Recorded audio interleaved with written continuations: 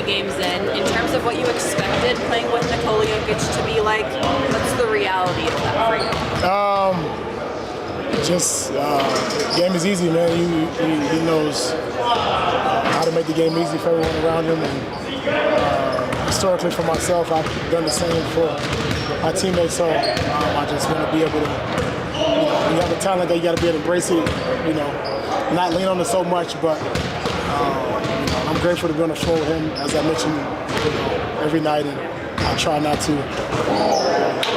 but take advantage of him being on the floor as much as possible and make the game easy for him. After competing against him for as long as you have, do you appreciate anything differently about his game now being his teammate? Attention to detail, understanding the game.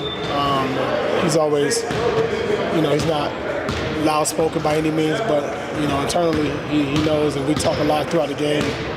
A lot of times we communicate without even saying nothing, which is great because he can see something, I can see something, and I point.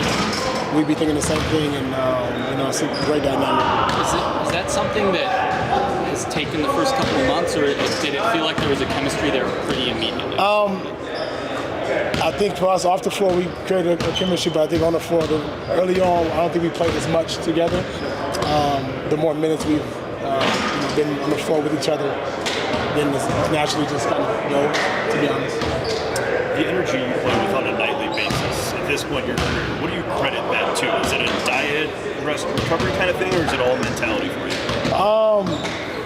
It's just appreciating and value the game of basketball.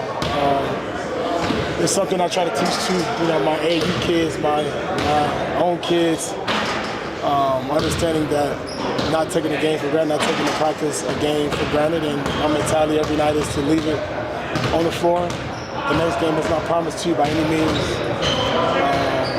and that's the mark I want to leave on the game. Miss and making shots are all a part of the game. Turnovers, missed shot, bad shots, mistakes, that's always going to happen.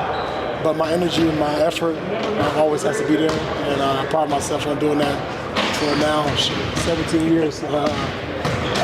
So I'm grateful and blessed to be able to do that. And yes, I do take care of my body. Yes, I do the things to be able to prepare myself. But mentally, I start my mentality for when I wake up for game time to make sure my mind is right.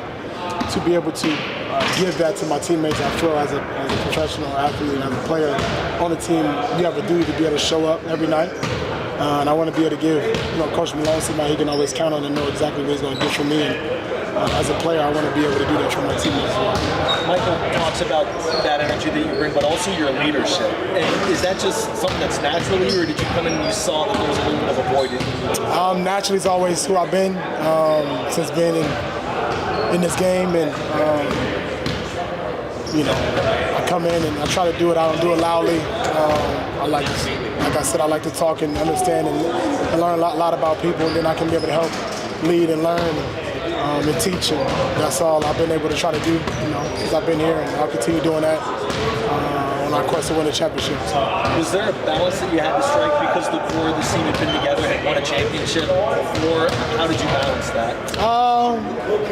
Just understanding guys first. You don't come in guns blazing. You understand every individual different. Every individual can be led different ways. Everybody responds differently. And I learned that last couple of years learned by myself, and getting here, talking to different people in big settings, one-on-one. And I was able to learn that, and still learning, as the season goes along.